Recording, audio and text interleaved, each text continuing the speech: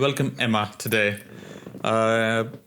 It's good to sit within a fellow who's working within the campaign space and in policy and in communication space, and have multiple geographical understanding of how communication happens across different continents.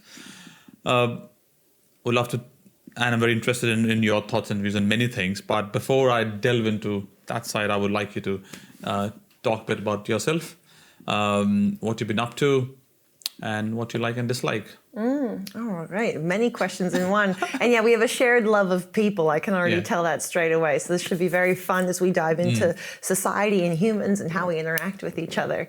Well, about me. So I was born. And no, I'm just kidding. I won't start all the way back there. I usually introduce myself by saying I come from cold, dark places. Alaska and Minnesota is where I grew up. So I've been moving warmer my whole life and very grateful to have landed here in Borlu, on Noongar Boodja in Perth, Western Australia. So very, very grateful that life has landed me here on what I fondly call the arse end of the world, because it really is so far from everywhere else.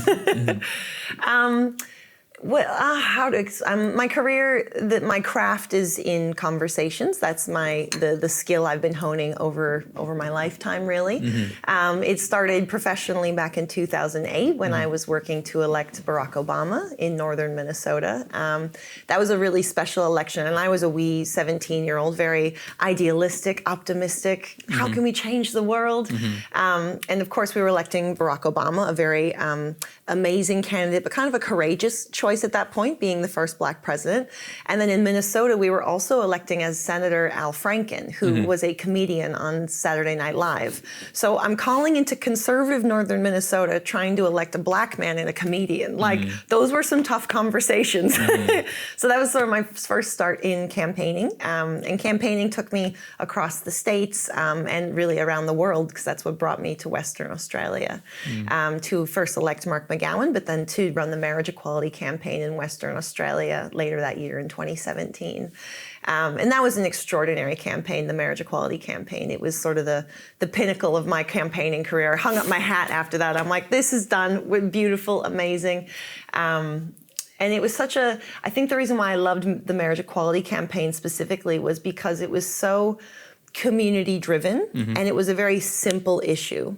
Often when you're running a candidate campaign, there's all these different issues you have to manage. There's healthcare conversations, education, transport, employment, whereas with marriage equality, it got very specific. It was very narrow, and that allowed us to go deep and to have a really meaningful conversation across our community. Since then, I dabbled in a bunch of different projects. I was a manager for a virtual human rights museum, worked in the COVID communications team at Department of Premier and Cabinet to launch the vaccine campaign, worked on some infrastructure projects like Westport and Metronet. And for the last 5 years, I've actually been working with my friend Reese Paddock, who's an Aboriginal man, on helping people give authentic acknowledgements of country. So I'm the white fella in that conversation, as you can tell, modeling how we can do it, how we can all speak to the connection to country and to the traditional culture of this place. And then earlier this year, I decided to expand my curiosity and step away from Acknowledge This. So Reese is still doing that great work, but I've sort of branched out on my own. And now my work is just about conversations, which is the common thread through everything I have done. Having conversations with our community, having conversations with your neighbors, having really intense conversations about race and culture and privilege, having conversations about rights and justice. So I'm all about conversations now, both in a organizational context, in the conversations that people are having at work, and how communications, well, really how miscommunication creates so many problems and costs so much. But then also personally, how there's a real endemic of loneliness right now. You know, people feel really disconnected to each other. Even though we might share space, we aren't really connecting. And conversations is a real key to solving that problem in our personal lives. So kind of tackling conversations on two fronts now. Wow. Is that enough? That's a good introduction. And thank you for covering all the facets of your life in terms of your understanding across campaigns and communication.